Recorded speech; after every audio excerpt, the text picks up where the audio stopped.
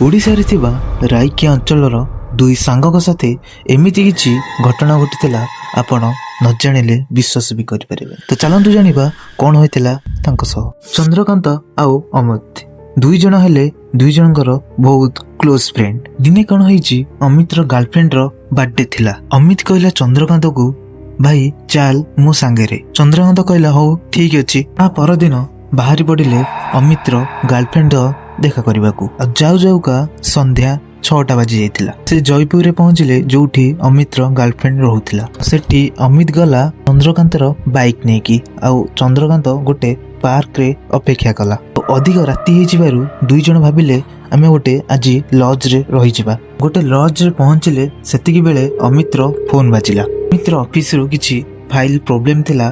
काली सकाळ 9टा सुधा ताकू ठीक करबाकू पड़िबो। दुई जण बाहर पड़िले राति 9टा रे रायकिया।